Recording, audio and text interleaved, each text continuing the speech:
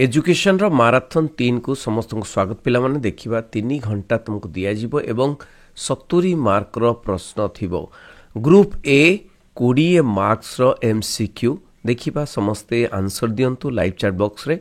प्रथम प्रश्न एठी पिला माने 20 मार्क रो 20 मार्क रखियो पई केउ शिक्षा को गांधीजी विरोध करनथिले।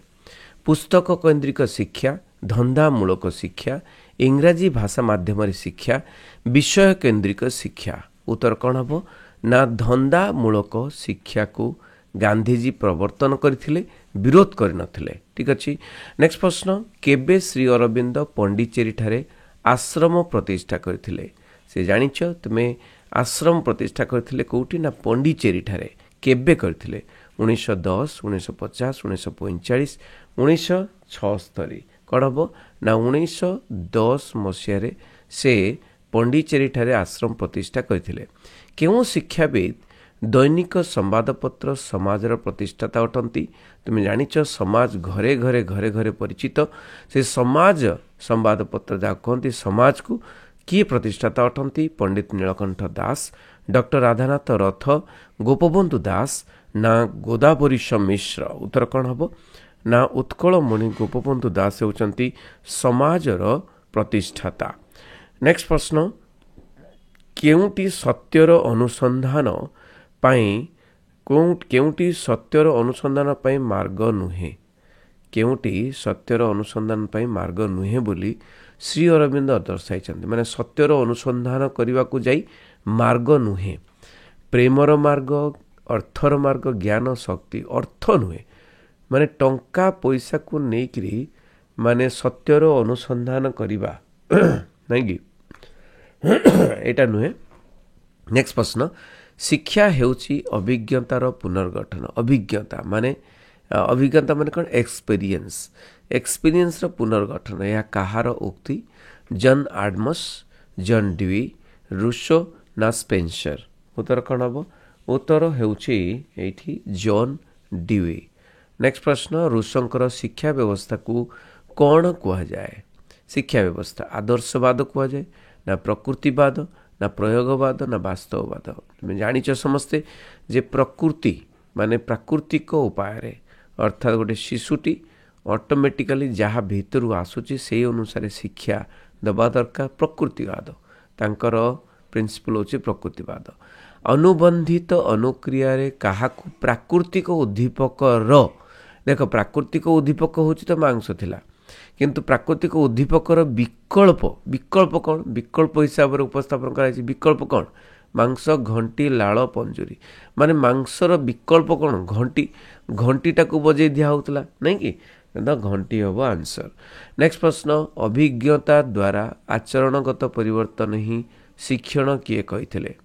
कल्विन ना क्रनबैक ना स्किनर ना हिलगार्ड। अभिज्ञता द्वारा आचरणगत परिवर्तन ही शिक्षण। उत्तर होची ये कल्विन ही कहिथिले। नेक्स्ट प्रश्न अंतर्दृष्टि शिक्षण तत्वर प्रवर्तक किए।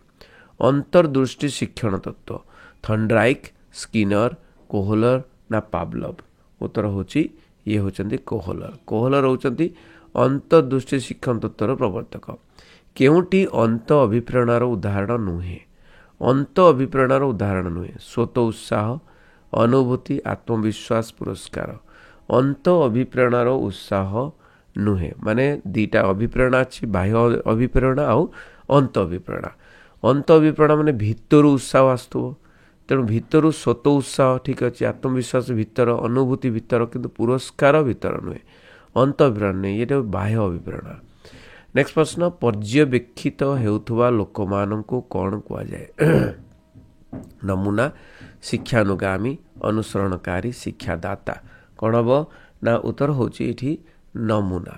नेक्स्ट प्रश्न अनुबंधन अनुक्रियार अर्थ कौन। अनुबंधन अनुक्रियार अर्थ कृत्रिम उद्दीपक ना कृत्रिम प्रतिक्रिया, प्राकृतिक उद्दीपक, प्राकृतिक प्रतिक्रिया। कौन हम ना अनुबंधन अनुक्रिया होची कौन ना कृत्रिम उद्दीपक। ये जो कृत्रिम उद्दीपक नहीं कि तो गोटे कृत्रिम उद्दीपक दिगला जमती कि घंट घंट बजागला नहीं तो कृत्रिम कृत्रिम उद्दीपक नुहे रे पिला माने सॉरी कृत्रिम ପ୍ରତିକ୍ରିୟା ହେବ। କୃତ୍ରିମ ପ୍ରତିକ୍ରିୟା ମାନେ କୃତ୍ରିମ ଉଦ୍ଦୀପକ ନୁହେଁ, କୃତ୍ରିମ ପ୍ରତିକ୍ରିୟା। ଅନୁବନ୍ଧନ ଅନୁକ୍ରିୟାର ଅର୍ଥ ହେଉଛି କୃତ୍ରିମ ପ୍ରତିକ୍ରିୟା, ମାନେ କୃତ୍ରିମ ଜିନିଷ ଦେଇ ପ୍ରତିକ୍ରିୟା କେମିତି ହେଉଛି ନାଇଁ କି ନା ଅନୁବନ୍ଧନ ପ୍ରତିକ୍ରିୟାର ଅର୍ଥ ହେଉଛି କୃତ୍ରିମ ପ୍ରତିକ୍ରିୟା। ବୁଝିଗଲା। ନେକ୍ସଟ ପ୍ରଶ୍ନ, ଯେଉଁ ଶିକ୍ଷା ଅନେକ ଗୁଡ଼ିଏ ମନସ୍ତାତ୍ତ୍ୱିକ ସାମାଜିକ ଏବଂ ଆନ୍ତଃବ୍ୟକ୍ତିଗତ ଦକ୍ଷତା ବିଷୟରେ ଜ୍ଞାନ ପ୍ରଦାନ କରେ ତାହା କ'ଣ କୁହାଯାଏ? ମାନେ ଆନ୍ତଃବ୍ୟକ୍ତିଗତ ନିଜର ବ୍ୟକ୍ତିଗତ ଦକ୍ଷତା କଥା କୁହାଯାଇଛି। ଦକ୍ଷତା ସାମାଜିକ ଦକ୍ଷତା, ମାନସିକ ଦକ୍ଷତା ଏବଂ ବ୍ୟକ୍ତିଗତ ଦକ୍ଷତା କଥା। ଦକ୍ଷତା କହିଲେ ଜୀବନ ନୈପୁଣ୍ୟ ଶିକ୍ଷା। ଦେଖ ପ୍ରଶ୍ନ ଅପସନ୍ ଅଛି, ବୃତ୍ତିଗତ ଶିକ୍ଷା, ମନସ୍ତାତ୍ତ୍ୱିକ ଶିକ୍ଷା, ଜୀବନ ନୈପୁଣ୍ୟ ଶିକ୍ଷା, ସାମାଜିକ ଶିକ୍ଷା। ଉତ୍ତର ହେଉଛି ଜୀବନ ନୈପୁଣ୍ୟ ଶିକ୍ଷା ଭିତରେ ସବୁ ପଳେଇ ଯାଉଛି ମାନସିକ, ସାମାଜିକ ଏବଂ ବ୍ୟକ୍ତିଗତ ଯାହା ବି ଦକ୍ଷତା ଅଛି। ବୁଝିହେଉଛି। ନେକ୍ସଟ ପ୍ରଶ୍ନ ଦେଖିବା, ଜାତୀୟ ସେବା ଯୋଜନା ଦ୍ୱାରା କେଉଁ ପ୍ରଗତି ହେଉଛି? ଜାତୀୟ ସେବା ଯୋଜନା ମାନେ NSS, ଯେଉଁଟାକି କହନ୍ତି ଆମର କ'ଣ ନା NSS, ଜାତୀୟ ସେବା ଯୋଜନା NSS ନାଇଁ, ଯୋଜନା ଦ୍ୱାରା କେଉଁ ପ୍ରଗତି ହେଉଛି? ଅର୍ଥନୈତିକ, ସମାଜ ସେବା, ଶିକ୍ଷାରେ ଗୁଣାତ୍ମକ ବିକାଶ, ସମାଜ ସହ ପରିଚୟ। କ'ଣ ନା NSS ଗୋଟେ ହେଉଛି ସମାଜ ସେବା ବା ସେବା। ନେକ୍ସଟ ପ୍ରଶ୍ନ, 2010 ସୁଦ୍ଧା କେତେ ବର୍ଷର ଶିକ୍ଷା ବ୍ୟବସ୍ଥା ପାଇଁ ସର୍ବଶିକ୍ଷା ଅଭିଯାନର ସ୍ଥିର କରାଯାଇଛି? 2010 ସୁଦ୍ଧା କେତେ ବର୍ଷର ଶିକ୍ଷା ବ୍ୟବସ୍ଥା ପାଇଁ ସର୍ବଶିକ୍ଷା ଅଭିଯାନରେ ସ୍ଥିର କରାଯାଇଛି? ଉତ୍ତର ହେଉଛି କ'ଣ 5, 6, 7, 8। କ'ଣ ହେବ ନା 8 ବର୍ଷ ପାଇଁ ସ୍ଥିର କରାଯାଇଛି। କେଉଁଟି ଜାତୀୟ ମୂଲ୍ୟବୋଧକୁ ବୁଝାଏ? ଜାତୀୟ ମୂଲ୍ୟବୋଧକୁ ପାରିବାରିକ ଶାନ୍ତି, ସାର୍ବଭୌମତ୍ୱ ଓ ସ୍ୱାଧୀନତା ବୁଝାଏ।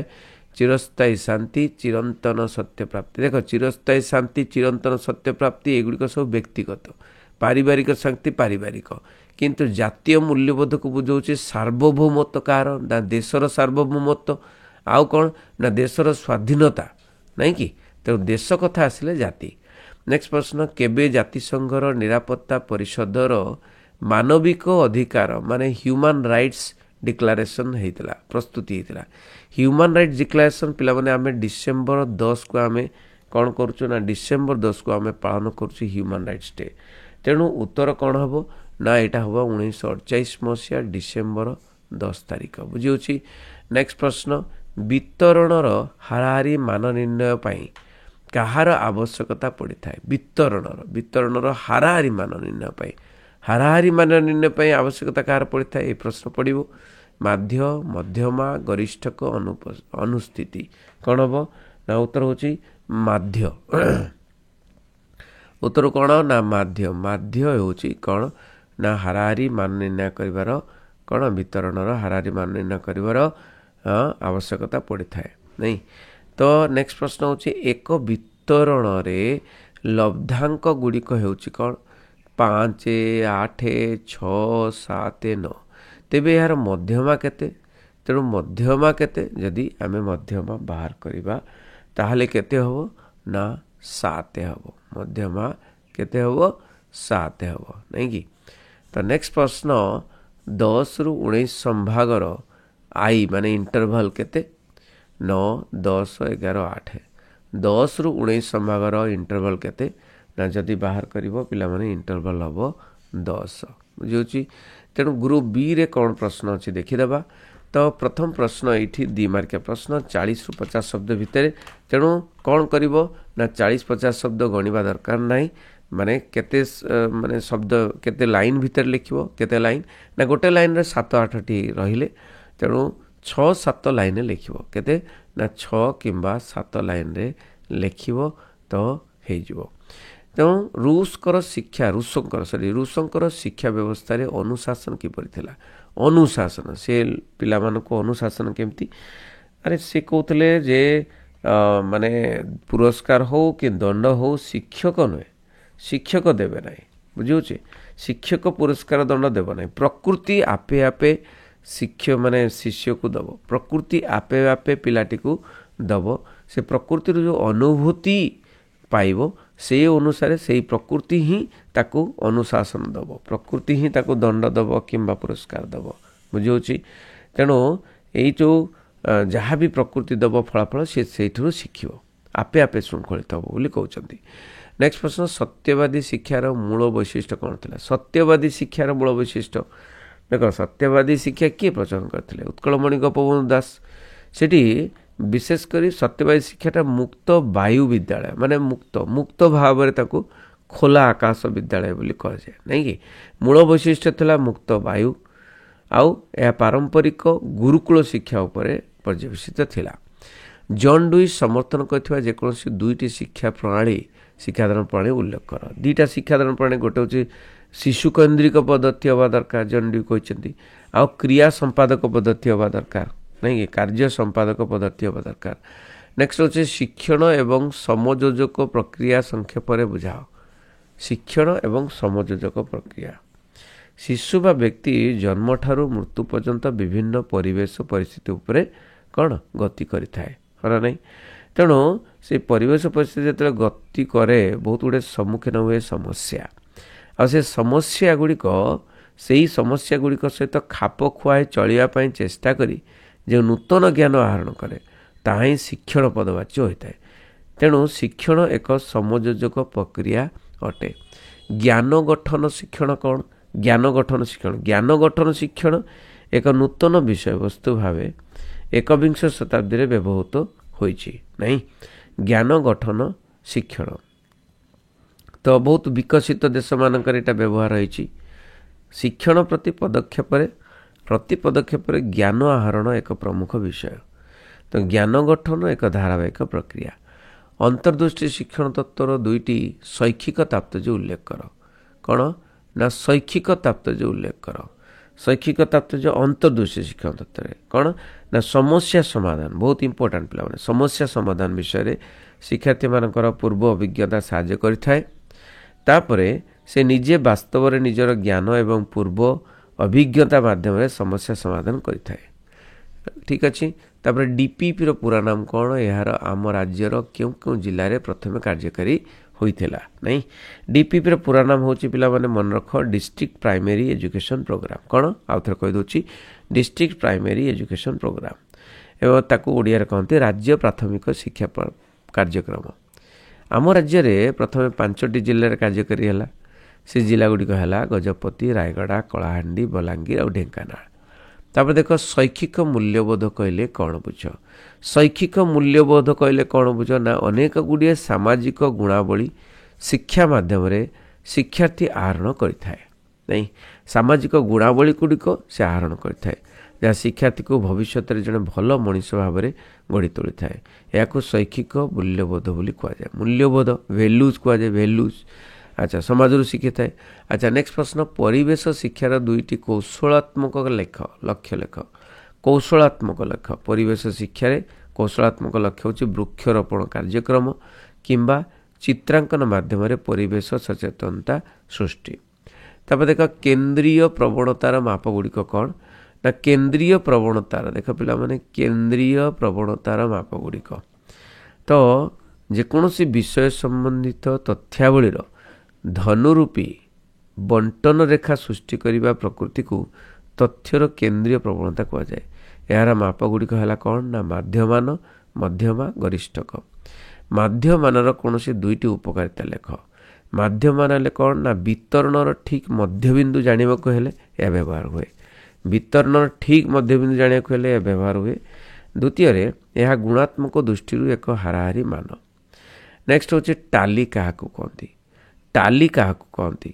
ନା ପ୍ରତି ସମ୍ଭାଗ ବା କ୍ଲାସ୍ ଇଣ୍ଟରଭାଲରେ ଯେତେବେଳେ ଯେତେ ଗୁଡ଼ିଏ ଲବ୍ଧାଙ୍କ ଥାଏ ତାକୁ ସୂଚାଇବା ପାଇଁ ଟାଲି ଦେଖାଯାଏ। ଏହା ରେଖା ଆକାରରେ ହୋଇଥାଏ। ଆଚ୍ଛା, ତାପରେ ଦେଖିବା 3 ମାର୍କିଆ ପ୍ରଶ୍ନ। ଦେଖ, ସତ୍ୟବାଦୀ ବନ ବିଦ୍ୟାଳୟର ଅଧୋପତନର 3ଟି କାରଣ ଲେଖ। ଅଧୋପତନ, ନାଇଁ କି? ଦେଖ, ଗୋଟେ ତ ଅର୍ଥନୈତିକ ସମସ୍ୟା, ଗୋଟେ ଗୋପବନ୍ଧୁଙ୍କ ସ୍ୱାଧୀନତା ସଂଗ୍ରାମରେ ମସ୍ତ ରହିଲେ, ଅଂଶଗ୍ରହଣ କଲେ, ସେଥିପାଇଁ ଧ୍ୟାନ ଦେଇପାରିଲେନି, ଗୋପବନ୍ଧୁଙ୍କ ଅକାଳ ମୃତ୍ୟୁ ହୋଇଗଲା। ଆଚ୍ଛା, ତାପରେ ମୌଳିକ ଶିକ୍ଷା ଯୋଜନା ସଫଳ ନ ହେବାର 5ଟି କାରଣ ଲେଖ। ମୌଳିକ ଶିକ୍ଷା ଯୋଜନା ସଫଳ ହେଲାନି, ତେଣୁ କ'ଣ ନା ମୌଳିକ ଶିକ୍ଷା ଅତ୍ୟଧିକ ଶିଳ୍ପକୈନ୍ଦ୍ରିକ ହୋଇଗଲା। ଏଠାରେ ଶିକ୍ଷାର୍ଥୀର ସୃଜନଶୀଳତା ବିକାଶ ପାଇଁ କୌଣସି ସୁଯୋଗ ନଥିଲା, ନାଇଁ କି? ଆଉ ଅର୍ଥନୈତିକ ଆତ୍ମନିର୍ଭରଶୀଳତା ଏକ ଅବାସ୍ତବ ପରିକଳ୍ପନା ଥିଲା, नहीं अर्थनीतिर अभाव थिला एथिरे इंग्राजी शिक्षार स्थान नथिला मौलिक शिक्षा ग्राम्य परिवेश पई उपयोगी थिले सहर पई उपयोगी नथिला बहुत गुड़े कारण। अच्छा जॉन डुईर शिक्षा जगत को अवदान कौन संख्या पर लेख कौन अवदान तांकर ना शिशु केन्द्रिक शिक्षार प्रवर्तन करथिले तार प्रसार करथिले अभिज्ञतार पुनर्गठन माध्यम सामाजिक परिस्थिति उपयुक्त भाव में कौन समयोजित होबार सुजोग सृष्टि करवा माने शिशुटी अभिज्ञता माध्यम पुनर्गठन। अच्छा प्रयोजनीयता और आवश्यकता संबंधी शिक्षा देवार व्यवस्था करवा शिक्षार्थी मानक समाजर उन्नति करने प्रेरणा जगैवा शिक्षार्थी मानक गणतांत्रिक चिंताधारार विकास एवं निजर दायित्व एवं कर्तव्यबोध उपर सचेतन कराइबा शिक्षार उन्नति घटाई समाज को विकासशील करिबारे सुजोग सृष्टि करवा एगुड़िक सब। अच्छा प्रयत्न प्रमातत्व को रु केउं शैक्षिक सूचना मिलता है कौन कौन शैक्षिक सूचना मिले ना गतिशील संचालन शक्तिर विकास घटी थाए गणित और विज्ञान भली केतेक विषय समस्यार समाधान हो पारि न थाए तापरे परीक्षा रे अकृत कार्य होई भांगी पड़ुवा शिक्षार्थी मानकर बारंबार उद्यम करथांती शिक्षण जनित अवरोध दूरीकरण होता है। तापर देख शिक्षण होची आचरणगत परिवर्तन बुझाओ आचरणगत केमती परिवर्तन ना शिक्षा द्वारा व्यक्तिर आचरण मार्जित हुए उन्नत होता है। द्वितीय नूतन ज्ञान अभिज्ञता अर्जन द्वारा आचरण परिवर्तन आजापे। तृतीय शिक्षण प्रक्रिया द्वारा शिशु निजर बयस एवं सामर्थ्य को नहीं ज्ञान अभिज्ञता हासिल करता श्रेणीगृह अनुकूल परिवेश पाइले शिक्षार्थी अनेक अभिज्ञता हासिल करता शिशुर आग्रह अभ्यास मनोवृत्ति सामाजिक प्रतियोगिता प्रतियोजन एवं विभिन्न इंद्रियलब्ध ज्ञान शिक्षा प्रक्रियार अंतर्भुक्त। तब देख शिक्षण क्षेत्र में अनुबंधित अनुक्रियार आवश्यकता कौन ना शिक्षक जदि कौन शिशुर हाथ लेखा को पसंद करती से शिक्षक को मुहरे प्रशंसा करने संगे संगे तार खातार प्रशंसा सूचक चिन्ह दियंती यह शिशु को आनंद दे थाए। तापरे शिक्षक केवल खातार प्रशंसा चिन्ह दे मुहरे प्रशंसा न कले शिशु बहुत आनंदित होता है नहीं एठारे अनुबंधित उद्दीपक अर्थात प्रशंसा सूचक चिन्ह प्रकृत उद्दीपक अर्थात मौखिक प्रशंसा रूपे कार्य करे। गृह और विद्यालय प्रत्येक प्रकार दंड और प्रशंसा यही अनुबंधन नीति रे परिचालित यह नीति माध्यम गोटे वस्तु बा क्रिया प्रति स्नेह किंबा घृणा अन्य एक वस्तु बा क्रिया को कौन करे स्थानांतरित होता है। नूतन संख्या पद्धति रे संख्या और अक्षर पाई विभिन्न छवि एवं छवि बहिर व्यवहार मूल्य रे यही अनुबंधित नीति रही। तब देखिए प्राथमिक शिक्षा क्षेत्र में पाठ त्यागर 5टी कारण लेख। पाठ त्याग तो पाठ त्यागर प्रथम कारण होची पितामाता अभिभावक अर्थ अभाव भारत में द्रुत जनसंख्या वृद्धि शिक्षकों अभाव नारी शिक्षा प्रति अनासक्त ता प्राप्त शिक्षा वास्तव क्षेत्र में विशेष उपयोग हो न। तब देख समस्त शिक्षा कहले कौन बुझ समस्त शिक्षा मान 2001 मसीहा जनगणना अनुजाई भारतर साक्षरता हार केते 64.8% थिला बहुत कम थिला। तेणु सुतरां धारा 45 अनुजाई 14 वर्ष बयस पर्यंत मागणारे शिक्षा देवा योजना सफलकृति होई नथिला। तेणु निरक्षर को साक्षर करने प्रौढ़ शिक्षा एडल्ट एजुकेशन आरंभ है नहीं ए सब सत्य 1990 मसीह विश्व बैंक यूनिसेफ यूनेस्को द्वारा शिक्षा संक्रांति एक सम्मिलन में 155 देशरू प्रतिनिधि मैंने जोग दे 2001 मसीहा सुधा समस्त को शिक्षा देवार कार्यक्रम स्थिर कले। मानविक अधिकार सार्वजनीन घोषणानाम क्यों सब उद्देश्य प्रतिफलित होइछि। मानविक अधिकार कौन कौन ना घोषणानाम मौलिक सामाजिक राजनैतिक अर्थनैतिक सांस्कृतिक अधिकार प्रदत्त होइछि। एथिरे आईन आगरे समस्ते समान बिना अपराध रे अटक रखिबा सुरक्षा मुक्त विचार अधिकार स्वाधीन चिंतन प्रकाशन स्वाधीन भाव में संगठन करिवार अधिकार निरस्तीकरण भाव एकत्रित होबार अधिकार धर्मगत अधिकार संपत्तिगत अधिकार दासत्व प्रथा अमानुषिक व्यवहार उच्छेद व्यक्तिगत अधिकार सुरक्षा यही सब अच्छी। नेक्स्ट होची शैक्षिक परिसंख्यान दोष दुर्बलता संपर्क में लेख। कौन कौन दोष दुर्बलता ना व्यक्तिगत समस्या अध्ययन में सहायक न होबा केवल परिणामात्मक संख्यात्मक तथ्यावली हिसाब रखिबा केवल परिणात्मक संख्यात्मक हिसाब रखे ना नहीं। यह एक हाराहारी मूल्य प्रकृत मूल्य एक आकलन जहाद्वारा आक्षरिक मूल्य हिसाब न जाई कल्पित मूल्य हिसाब को जाए। यह वास्तव तथ्यर प्रतिनिधित्व करे नहीं। अच्छा, गरिष्ठकर तीनोटी व्यवहार। गरिष्ठकर प्रथम व्यवहार होची कौन ना कौनसी वितरणर केंद्रीय प्रवणता तुरंत जानिबा को हेले। द्वितीय जेतेबेले केंद्रीय प्रवणतार विशेष मापक विषय जानिया को पड़ी थाए। तृतीय जेतेबेले फलाफल सबुठारु अधिकतर आसुथबा प्राप्तांक विषय जानिया को पड़ी थाए। तापर देख पौनपुण्य विस्तृत क्या कहती। कौनसी परीक्षा प्राप्त लब्धांक गुड़िक निर्दिष्ट भाव में तथ्य उपस्थापन करि न थाए। तेणु उक्त लब्धांक गुड़िक पौनपुण्य विस्तृति माध्यम सजाई रखा जाए। शिक्षार्थी मानकर व्यक्तिगत लब्धांक गुड़िक एक निर्दिष्ट गुणावली रे क्रिया अनुजाई नहीं क्रिया क्रमान्वय सजाई श्रेणीबद्ध करने को पौनपुण्य विस्तृति कहुए। आउ लब्धांकर संख्या अधिक अर्थात छात्रछात्री मानकर संख्या अधिक होते पौनपुण्य विस्तृतिर आवश्यकता अधिक होता है। तो पिला माने ग्रुप डी होची कौन लॉन्ग क्वेश्चन किंतु 5 नंबर या 3टा आसीबो। तेणु 15 मार्क आसीबो। रूसों शिक्षा प्रति अवदान आलोचना कर बहुत इंपोर्टेंट प्रश्न। नेक्स्ट प्रश्न होची कौन ना ये देख पिला माने नेक्स्ट प्रश्न होची ज्ञान गठन शिक्षण कहले कौन बुझ। ज्ञान गठन शिक्षण वैशिष्ट्य गुड़िक वर्णना कर। सार्वजनीन प्राथमिक शिक्षार मुख्य प्रतिबंध गुड़िक वर्णना कर। जातीय संगति विकास करने शिक्षार लक्ष्य उद्देश्य वर्णना कर। मध्यमा क्या कहते निम्नलिखित वितरणर मध्यमा निर्णय कर। मध्यमार जेकोसी गोटे व्यवहार लेख। तो मध्यमा निर्णय करार अच्छी तार व्यवहार लिखार अच्छी। मध्यमा संभाग विस्तार देती पौनपुण्य देती मध्यमा निर्णय करार अच्छी। पिला माने एठी आमे आलोचना कलु पूरा गोटे माराथन जोटा कि 3 नंबर माराथन भल भाव बुझीज सांग मानू शेयर कर। ठीक अच्छे रही समस्त को बेस्ट ऑफ लक पाठपढ़ा परीक्षा। वंदे उत्कल जननी।